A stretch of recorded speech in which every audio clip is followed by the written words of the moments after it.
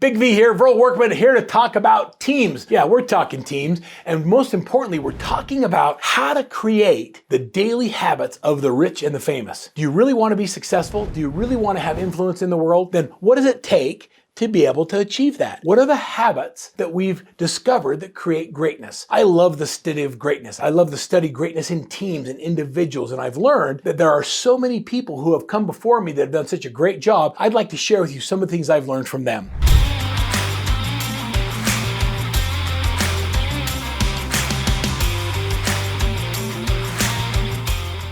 At the end of this video, I'm going to give you one of the tools we use for establishing and developing some of the key habits that will create success, not just in your life, but in your business and in your family. Are you ready to learn? Let's go. Let's talk about the success habits of the famous and successful.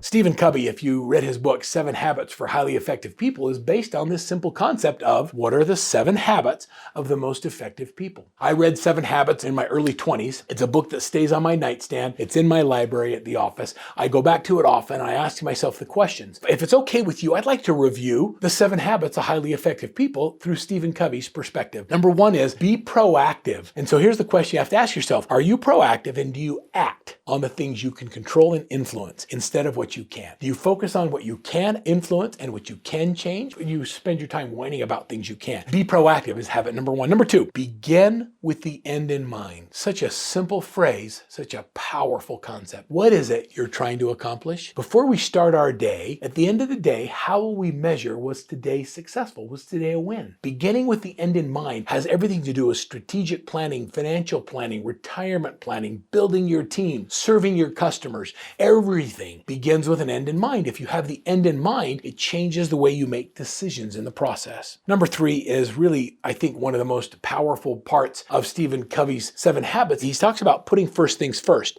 And what that means is, are you doing the things that are the highest priority and give you the highest return on time? Prioritization is so important. Doing the right thing is so much more important than doing things right. First, we do the right thing, then we focus on doing them better. That's how we become efficient. And so prioritizing your goals instead of constantly reacting to the urgencies of the day, not being distracted by all of the noise that's happening around you. Number 4, love this habit. Think win-win. What does it mean to have a win-win relationship with your spouse, with your kids? What about your employees and your team members? Collaboration means that we more effectively build trust by working together to accomplish goals. And so when we think win-win, it doesn't matter if you're in a negotiation or whether you're buying or selling a home or whether you're developing your team, you're trying to create win-win relationships through collaboration and through teamwork. Number 5 was first seek to understand and then seek to be understood. Are you listening to understand or are you listening to respond? That concept is so foreign to so many people. How many of you, like me, find yourself formulating the response to somebody else's comment or question before you even finished hearing them say what they were going to say? We're not listening to understand. We're listening to respond. And I've had to learn to slow my mind down and stop trying to solve the problem and simply listen to understand. You want to know one of the greatest relationship things you could ever do with your spouse or your partner? Learn how to listen to understand instead of listening to respond. And once you understand, then they'll be more open to understanding or being understood what you have to say.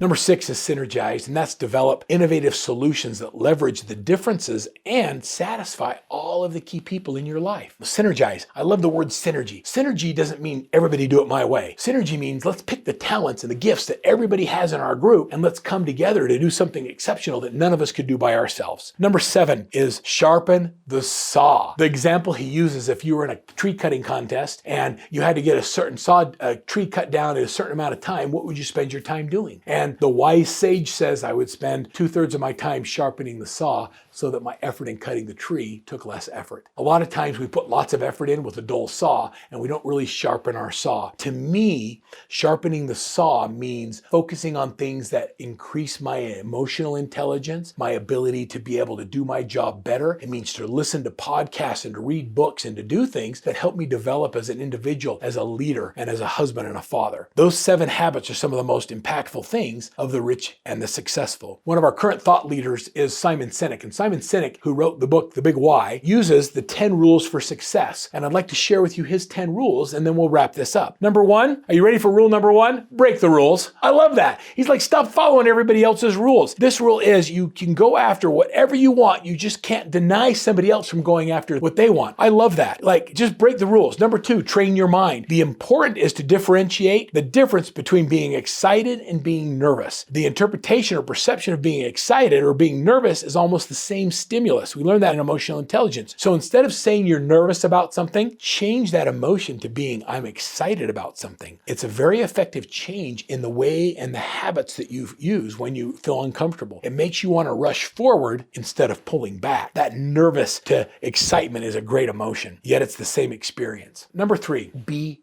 patient. Greatness takes time. Being exceptional takes time. Too often you come across millennials who become disengaged in their job early in their tenure at the company because they feel they aren't making an impact yet. They treat a sense of fulfillment as if they were a scavenger, and it's a scavenger hunt they should be able to get by the end of the day. They have an entire generation we have right now which has institutionalized the sense of being impatient. And I think it's really important that they practice patience, to go on a journey to maintain love, to be fulfilled, and not to give up, just to go to the next chapter. Changing doesn't create an increased level of fulfillment. Being patient and learning and working into that fulfillment makes such a big difference. Number four is take accountability. Be responsible for the actions and the choices you make. Don't blame others. Number five is outdo yourself. The infinite player understands that sometimes you're ahead and sometimes you're behind. Sometimes your product is better, sometimes it's worse. The goal isn't to be the best every day. The goals aren't to outdo your competition every day. Finite players play to beat the players around them. When you wake up every day and focus on outdoing yourself and just getting a little bit better, that's where greatness happens. Don't compare yourself to others. Compare yourself to your greatest performance. How do you outdo yourself?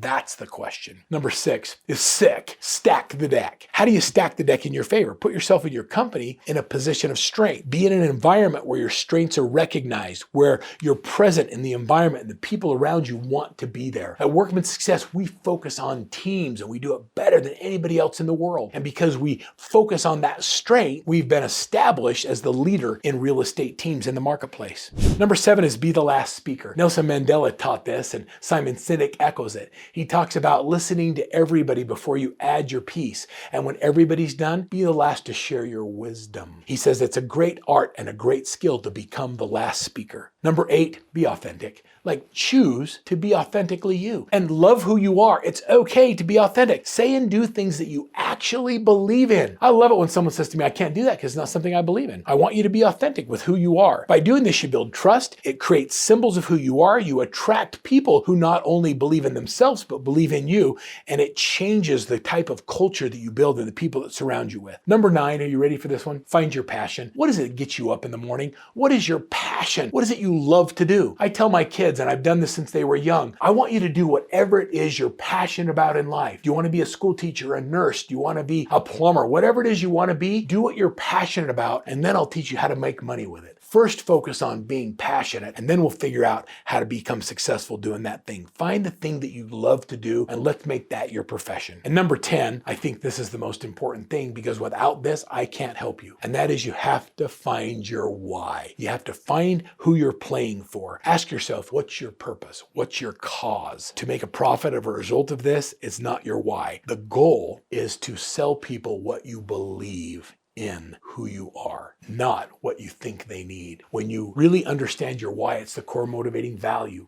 In a recent interview with college football coach, he said, I ask my players these three questions. Number one, how do you demonstrate that you love the game? Number two, who you playing for? And it can't be yourself. Are you playing for your mother, your grandfather, your coach, your friend, somebody who believed more in you than you believed in yourself? And number three, are you willing to put in the effort to be a champion? When you're looking for people that can't articulate who they're playing for, they don't have that core motivating value, it's almost impossible to coach them to the next level. And sometimes a great coach is really good at helping you find your real why. I'm going to give you our daily success habits tracker. I want you to download so you can start looking at whether or not your habits are consistent with your goals. Whether it's Stephen Covey's 7 Habits or Simon Sinek's top 10 things to creating greatness, find your mentors, find your sages, and find your gurus, and find someone who can help pull out your greatness.